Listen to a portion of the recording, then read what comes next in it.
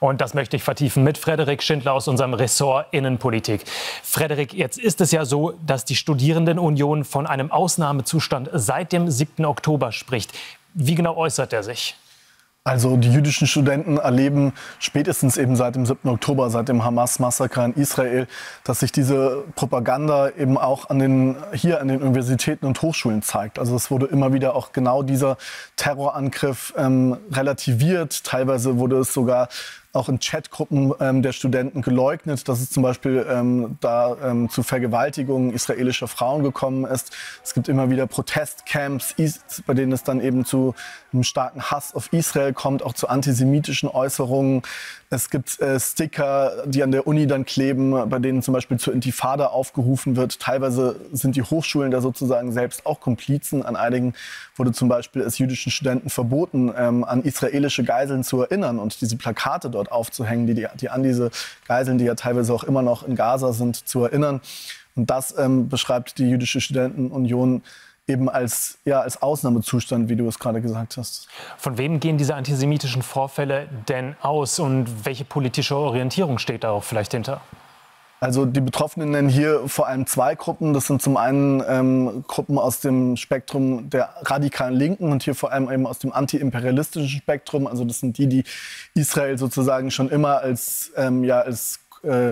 rassistischer, imperialistischer, unterdrückerischer Staat sehen und die Palästinenser im Gegenzug sozusagen ganz allgemein als die Unterdrückten, die es zu befreien gelte. Und dann gibt es aber tatsächlich auch islamistische Gruppen, die versuchen dort auch junge muslimische Studenten zu radikalisieren, die auch teilweise eben an den Hochschulen aktiv sind. Und die Jüdische Studierendenunion beobachtet da eben ein Bündnis zwischen Linksradikalen und Islamisten. Das ist ja etwas, was man auch auf den Straßen beobachten kann, auf den israelfeindlichen Demonstrationen. Aber das zeigt sich eben auch an den Universitäten. Und interessant ist, dass Hanna Weiler von der Jüdischen Studierendenunion heute noch eine dritte Gruppe genannt hat, und zwar solche Studenten, die es sozusagen als Trend sehen, da mitzumachen, die sich vielleicht gar nicht intensiv mit dem israelisch-palästinensischen Konflikt beschäftigt haben, aber die sozusagen meinen, es sei Teil ihres Studentenlebens, auf solchen Israel-Hass-Demonstrationen mitzulaufen und dann da teilweise eben auch gemeinsame Sache machen, eben teilweise auch mit diesem Bündnis aus antiimperialistischen Linken und Islamisten, die eben da gegen Israel und Juden hetzen. Jetzt ist es in einem Rechtsstaat ja durchaus möglich, dagegen zu steuern. Welche Forderungen erheben die jüdischen Studenten denn an die Politik?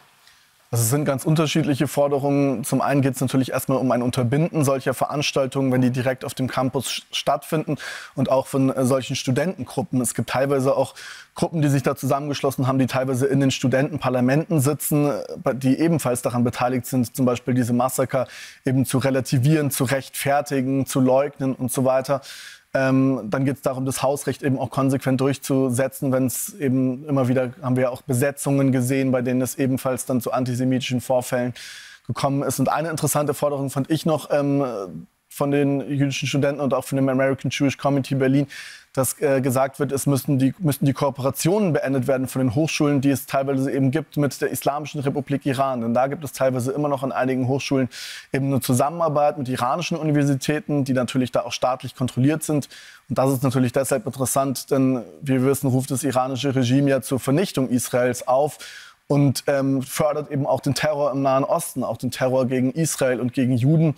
Das, finde ich, ist auch eine wichtige Forderung tatsächlich hier, eben dass diese Kooperationen unbedingt enden müssen mit einem Holocaust-leugnenden antisemitischen Regime. Frederik Schindler, vielen Dank für deinen Besuch. Gerne.